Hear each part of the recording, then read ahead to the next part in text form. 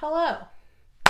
Welcome to my channel. I am Stacy Moreland. I am a social studies teacher in the state of West Virginia.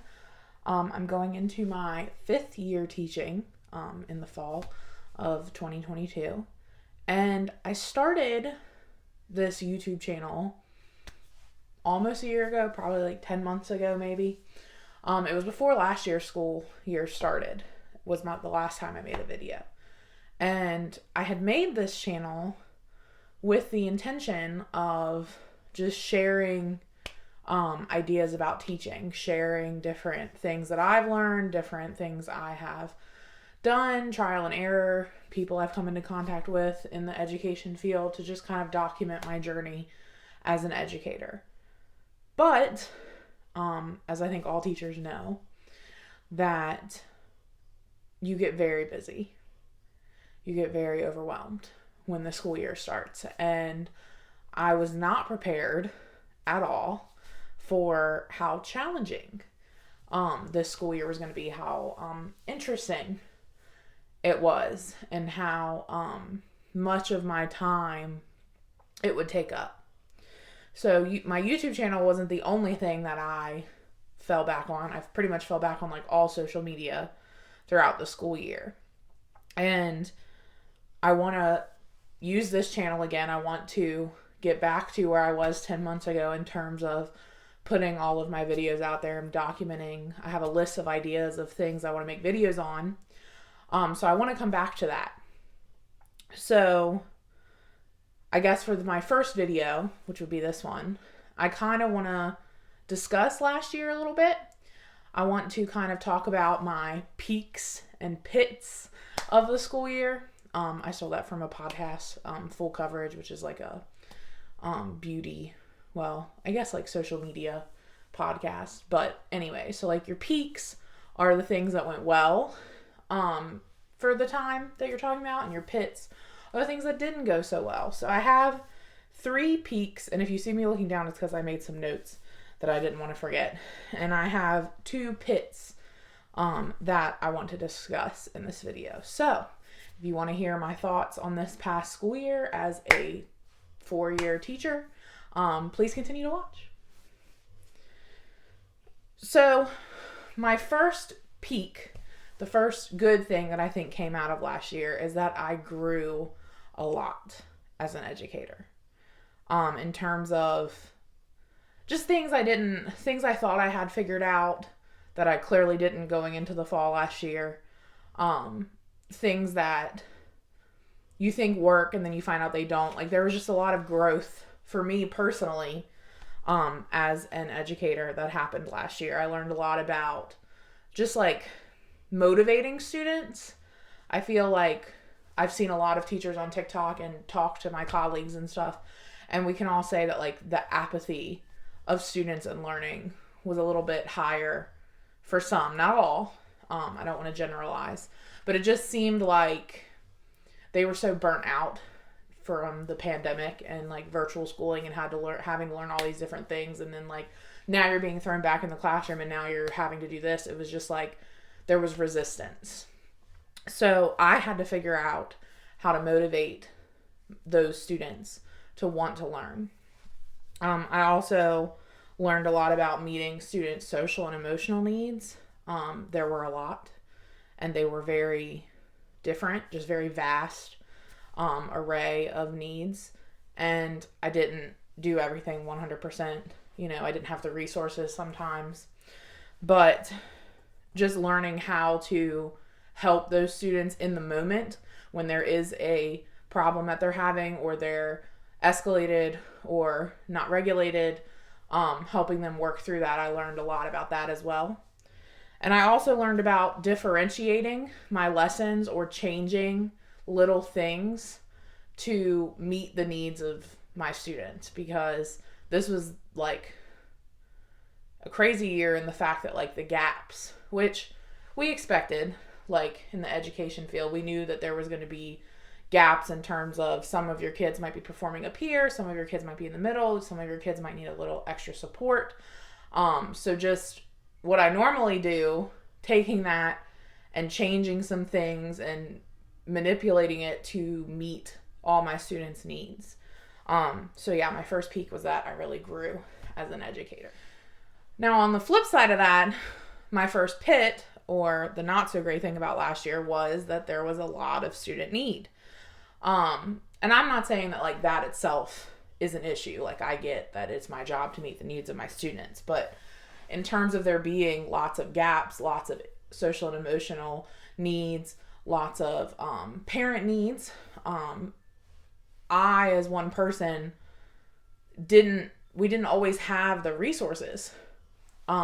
We didn't always have the ability to meet the needs of every student, and that's always really difficult when you're a teacher and you want to allow or provide that environment for your kids to be successful.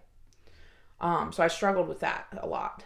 There were several pits where it came down to I just couldn't, in the situation I was in, and the resources that I had, could not help the student to, even though I really wanted to get them to where they needed to be. So that was really hard. And on top of there being a lot of student need and lack of resources, there were just lack of people in the school system.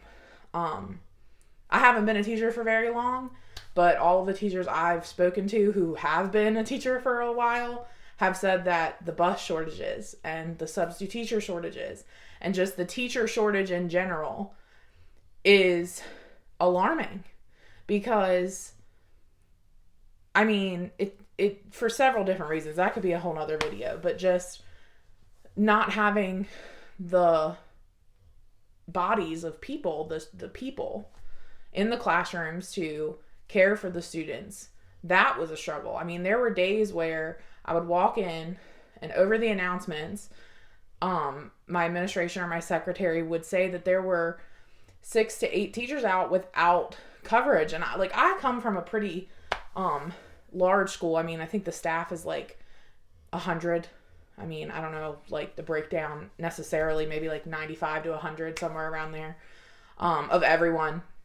I think it's like 75 teachers or something like that. So, doctor's appointments, conflicts, sickness, things like that. We had several teachers on maternity leave, and it was just, there was nobody to fill those spots. And that meant that other teachers, including myself, were having to go and fill those positions. And I feel like the public isn't necessarily aware of that issue because they don't see the day-to-day. But even just bus drivers, like everyone in my county, I feel like was very aware of the bus driver shortage, because, I mean, you would get text to your phone like, bus 66 isn't running today because for whatever reason they didn't have a driver or a substitute driver, so the bus was canceled. And then that's like a very immediate consequence, whereas not having a teacher, it isn't seen. It goes kind of unnoticed by adults. The kids notice, and then they go home and they give their perspective to their parents if the conversation comes up. But yeah, so I think that one of the pits was just the lack of resources. Another peak, though, another good thing that I really enjoyed, was having students back in the classroom.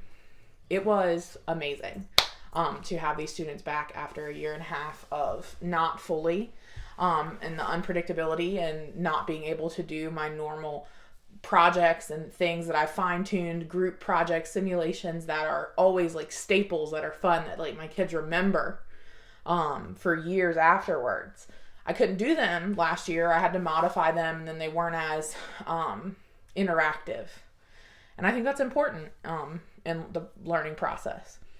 So just having them back, and just the drive of the students. I said that there were a lot of students who were very apathetic towards their learning, but there were a lot of students who just really excelled and were like my kinesthetic learners. They were very hands-on, very excited, and they enjoyed that. And me being able to kind of be the facilitator of all of it, that was just so much fun. Like, there were a lot of things I did this year that I really enjoyed. And just having the after school activities was nice. just people coming together for school dances. Like my kids were so excited about the first school dance because they hadn't had one in like 2 years. And it was just cool seeing them all, get excited to go get their tickets and talking about what they're going to wear, what they're going to do with their hair. It was just really fun. I teach middle school. So, that made me really happy. And there were a lot of times when I was kind of in the pit of, feeling very overwhelmed. Those types of things and those experiences really helped me carry through to the end. So my last pit for this previous school year, I feel like it's kind of like, I don't know, controversial or, I don't know, something I shouldn't say because I am a teacher, but, my final pit is just the change in teachers' attitudes towards our profession. I feel like, and not saying that it's not valid, not saying that there aren't reasons that that's happening. I feel like we're seeing an increase in teachers feeling very negative about their job and about their students. And we could talk, some of the reasons I've already mentioned, but we could talk about all the other reasons in another video. But just as a teacher and being a teacher that believes so strongly in you have to gain the support from your school community, you have to collaborate, you have to meet, to be your best version of yourself. It was just really hard to hear about these great teachers, these wonderful teachers who are just feeling so overworked. They're feeling underpaid. They're feeling very stressed and overwhelmed because of the demands of the job going up. But the ability or the time to meet those demands is lowering. It's dwindling. It was just very hard to hear about them leaving the profession or not enjoying their job, and sometimes taking it out on the students and not being able to address things with their students in the most appropriate way. It's kind of like a parent. Like when you've had a bad day, you tend to be a little bit more grouchy, a little bit more quick tempered. And I think that that's difficult in the classroom. The teacher controls the room. And if you have a teacher who has all of those negative feelings, it's going to be challenging. It's going to be like the kids are going to know. They're going to pick up on it. And it was just difficult for me to witness that and to have those feelings, and kind of, sometimes I felt those feelings myself, and it was hard and it sucks. It's not cool. But my final peak, through all of the demands and the lack of time and things, one good thing, or my last good thing, is that I learned how to balance my job and my personal life and just give myself grace. And if you're in the education profession, you know that it is very easy, especially as a first year teacher, second year teacher, I'm in my fourth year, and I just feel like I'm just starting to really get it, just starting to learn how to say the word no, or to draw that line and say, look, this is what you're asking of me is not possible. Here's what I can do. Not just saying like, no, that's not happening, but saying like, look, this is when I have the time to do that. Why? Well, because I have to cover second period and I have to get these grades, or have to do this. Like, these are the list of things I have to do, and this is going to be at the bottom of it because of all whatever. So just learning to give myself grace, to balance different things, learning how to cut it off, practicing things like self-care, but just like doing things like after I shut it off that were going to bring me joy and fill me up, so that when I went back in the next day, I could give my best effort. And some days it wasn't my full best effort, but it was just what I could give at the time, and that was okay. So yeah, those are my peaks and pits. I feel like this video is really long, but I haven't been here in like 10 months, so it's fine. But so now we're going to go to my final thoughts on this past year. So I think that education, it ebbs and it flows. There are peaks where things are really good, and then there are pits where it is not so good, and you wonder if you want to even stay in the profession. And I think that schools reflect the issues that the community is experiencing. You know, we are all members of a community, and we go into the building, and the same issues still exist, and they manifest in different ways in the classroom. But I think with the current climate, you know, economically, politically, globally, we're just kind of in a little bit of a pit. And I think that, you know, I'm an optimist. I think that we will come out of it. I think that as a historian, you know, things don't stay dumpy forever. But I think it's just going to take a little bit of time. And I think that as a teacher, you need to make the decision whether you're going to work through that or not. And if you choose not to, then that's fine. You know, it is okay. I think that I'm going to stay because I don't know, I'm stubborn. I'm hard-headed. And I love a good challenge. So I think that I still have some things to give. And it's always darkest before the dawn. And with that being said, I'm excited for this upcoming school year, and I'm excited to record more videos for you guys. So if you stay to the end of probably my longest video, I want you to put a sunflower emoji, or any flower, but sunflowers are my favorite, in the comments so that I know that you stayed. And thank you for watching, and I hope you guys have a beautiful day, beautiful summer, and, you know, make the best of the day. Bye!